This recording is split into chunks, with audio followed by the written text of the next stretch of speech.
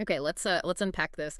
Imagine being able to conjure up, fantastical creatures or really realistic product shots just by typing a description. Yeah, like maybe a majestic griffin soaring over a neon city. Exactly, or like a perfectly lit close-up of some new smartwatch. That's the world we're diving into today. So this deep dive, it's all about how you can generate images using these advanced AI models. Specifically, we're looking at Google's Gemini and Imagen. Right. Now we're using material from Google AI for developers as our base here. Our mission really is to cut through the technical jargon. We want to give you clear understanding of what these tools can actually do. And crucially, when to use each one. Yes. And how to craft prompts that get you exactly the visual you're looking for. We'll explore those crucial nuggets of knowledge that empower you to become a visual storyteller, quickly and effectively. It's incredibly exciting, I think, to see how these powerful tools put creative control directly into your hands. Yeah. We'll guide you through the choices and the techniques that truly make a difference in your output. And it's important to say, right, understanding these models isn't just for developers. Oh, absolutely not. It's for anyone looking to create compelling visuals. Could be for a presentation, a personal project, or honestly, just for fun. Okay, so you've got an idea for an image. Where do you even begin? Google offers, as we said, two main paths for image generation, Gemini and Imagen. Think of them like two distinct artists, maybe, each with their own unique strengths. Let's start with Gemini then. Its primary strength really lies in conversational image generation. Conversation? Okay. What does that mean exactly? Well, you can prompt Gemini with just text, or you can give it existing images, or even like a combination of both to get different things done with images. Right. So for instance, just text to image, you could type something pretty detailed, like a 3D rendered image of a pig with wings and a top hat flying over a happy futuristic sci-fi city with lots of greenery. Wow. Okay. That's specific. And it can capture that. Imagine the detail, the imagination, just from those words. But Gemini goes further. For image editing, you can give it an image you already have, along with your text prompt. Okay. Like editing a photo I took. Exactly. You could upload a photo of yourself and then just ask, can you add a llama next to me? I love my mama. And the model will actually update the image. It's truly interactive in that way. That's pretty cool. What's maybe even more impressive is Gemini's capability for multi-turn image editing. It remembers the conversation. Multi-turn, so like back and forth. Yeah. You could start by uploading an image of, say, a blue car. Then in the next prompt, ask it to turn this car into a convertible. Okay. And then maybe follow up with, now change the color to yellow. It keeps the context through the whole conversation. Got it. So it doesn't forget you were talking about the car. That multi-turn interaction with Gemini sounds incredibly powerful. Can you maybe walk us through a more complex example of how that conversation might evolve? And like, what specific kinds of creative problems is it best suited for? Absolutely. Yeah, this continuous context, it really is a game changer. It means you're not just firing off isolated commands. Yeah. You're truly collaborating with the AI, Right. iterating and refining a visual concept, much like you would maybe with a human designer. Okay. So let's say you upload a rough sketch of a character you drew. You could then instruct Gemini, make this character a knight, add shining armor.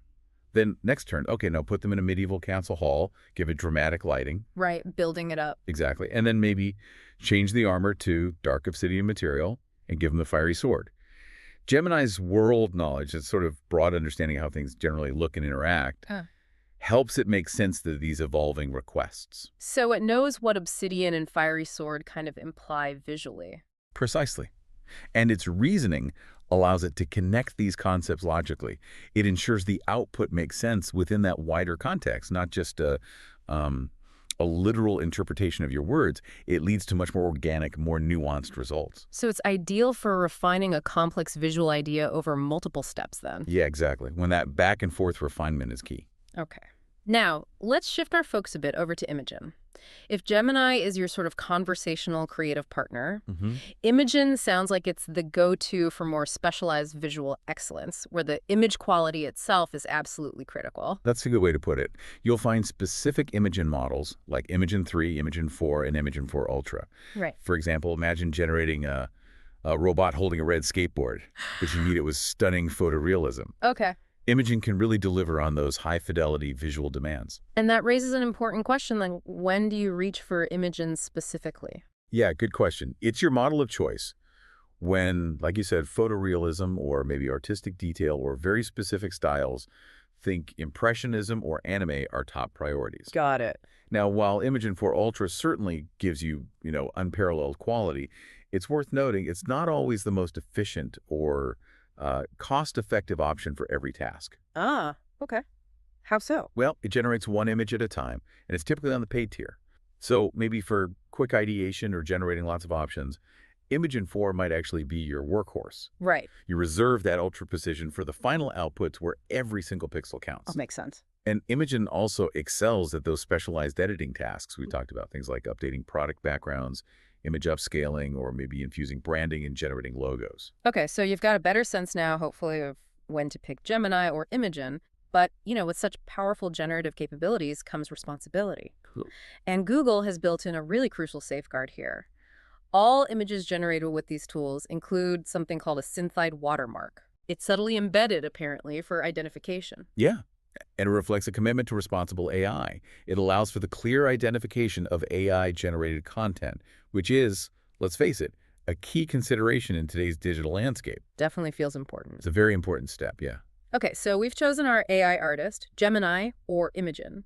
But how do we actually speak its language? This is where prompt engineering comes in. Ah, the prompt. And for me, this is where it gets really fascinating. How do we translate our vision, the picture in our head, into words that an AI can truly understand? It's almost like, I don't know, painting with language. That's a great analogy. Yeah. And yeah, good prompt is descriptive, it's clear, and it uses meaningful keywords. Okay, so what are the core elements? Well, you generally think about three things. First, the subject. That's your main object, person, animal, whatever the focus is. Got it, the main thing. Then, the context and background. Where is this subject? Is it a studio with a white background or outdoors, maybe in an indoor environment? Okay, location, setting. Right. And finally, the style. This can be general, like painting, photograph, sketch. Or super specific. Exactly, like pastel painting or isometric 3D. This granular control over prompts, it reveals a fundamental shift, doesn't it? How so? Well, creativity isn't just about wielding a physical brush anymore. It's also about mastering language itself. Huh. Interesting way to put it. It's about translating those abstract ideas in your mind into concrete, specific instructions that can unlock these, unimaginable visual possibilities. So the key to mastering prompts then sounds like iterative refinement. You don't always get it perfect first try. Oh, definitely not always. You start with a core idea, maybe something simple like a park in the spring next to a lake. Okay. Then you refine it, you expand on it until you get closer to the desired image. Yeah. Maybe you add the sunset across the lake, golden hour, to really capture the mood. Right, adding layers. And you can use short prompts for quick generation, get some ideas flowing fast, like close-up photo of a woman in her 20s, street photography, movie still, muted orange warm tones. Or you can use longer ones to build out really specific details. Okay, let's dive into some of those advanced techniques then, especially thinking about Imagen. If I want a photo, just starting with a photo of is a good start. Yeah, that's the baseline. Then you layer on powerful photography descriptors. Like what? Think about camera proximity, close-up photo of coffee beans, or camera position, aerial photo of urban city. Okay. Lighting's huge, dramatic lighting, camera settings, maybe motion blur if something's moving. Gens types too. Absolutely. Yeah. Macro lens for, say, a leaf or fisheye lens for that classic New York City street photography look. Yeah. You can even specify film types, black and white photo of a dog wearing sunglasses. Huh. Okay, that gives a lot of control. What about non-photo styles, illustrations, art? Similar idea. Use keywords like a painting of or a sketch of as your base. And the impact of style words is massive. Take the same basic prompt like an art style of an angular, sporty, electric sedan with skyscrapers in the background. Okay. Now, swap in different styles. Technical pencil drawing, charcoal drawing, pastel painting, digital art, Art Deco. Yeah. You'll get vastly different results. Wow, just changing that one part. It's incredible how a few words can completely change the aesthetic. And here's where it gets really creative, I think. Yeah. Talking about shapes and materials. Oh, yeah. You can generate unique, maybe even impossible imagery with phrases like made of or in the shape of. Right. Like the guide mentions a duffel bag made of cheese. Exactly. Or neon tubes in the shape of a bird.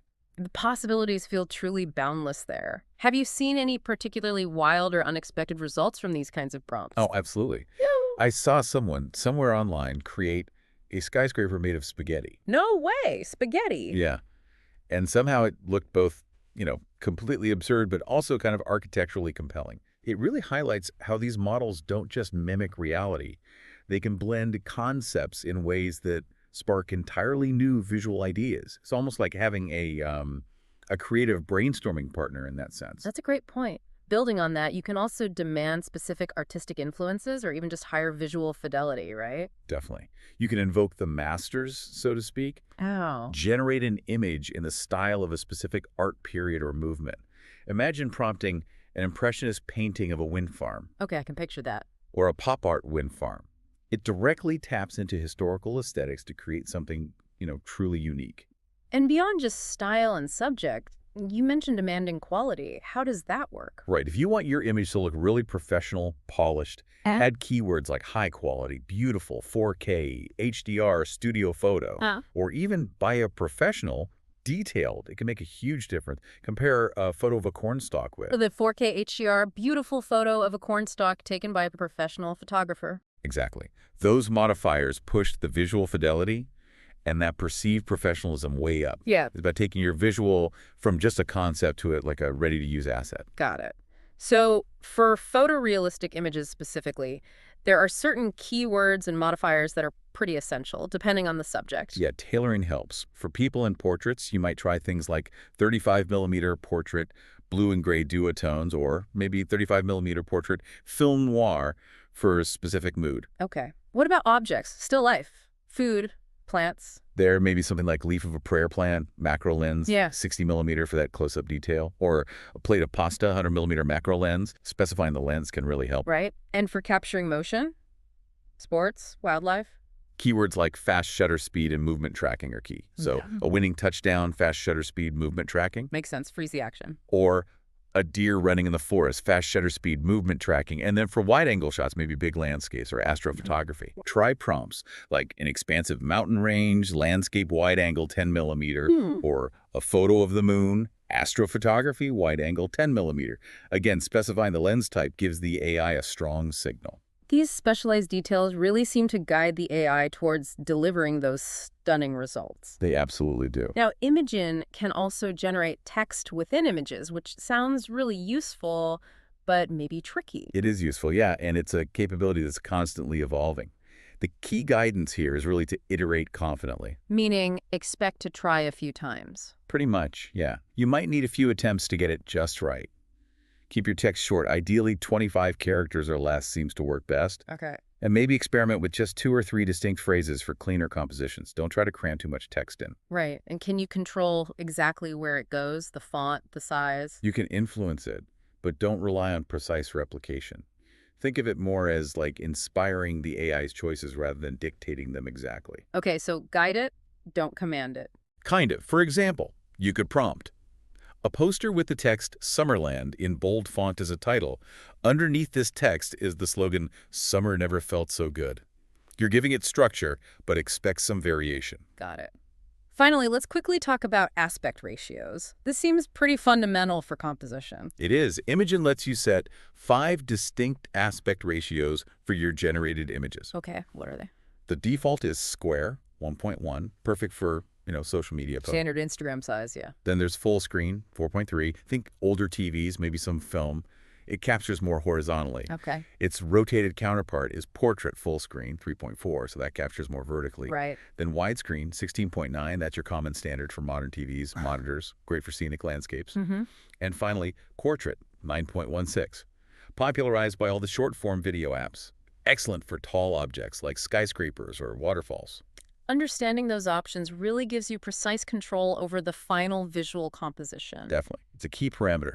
Okay, so we've covered a lot about capabilities, but no tool is perfect, right? Understanding the nuances and limitations is just as important. Absolutely crucial. For instance, language support. Gemini seems to perform best in specific languages. English, Mexican Spanish, Japanese, simplified Chinese, and Hindi were mentioned. Right. Whereas Imagen currently supports English prompts only. That's a key difference. Good to know. It's also worth noting, with Gemini, sometimes the model might just output text, even if you wanted an image. Oh, so what do you do? You might need to explicitly ask for image outputs.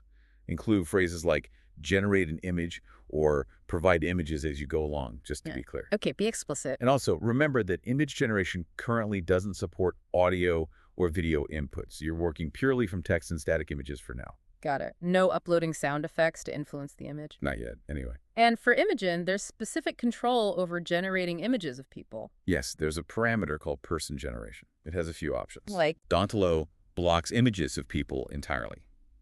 Allow adult is the default. It allows adults but not children. Okay. And then there's Allow All, which generates images, including both adults and children.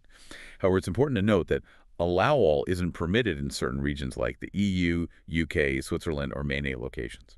Right. Important regional considerations there.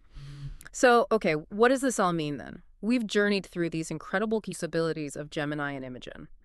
From that conversational editing with Gemini to crafting photorealistic masterpieces with Imagen, using really precise control just with well-chosen words. Yeah, we've seen how powerful AI image generation can be.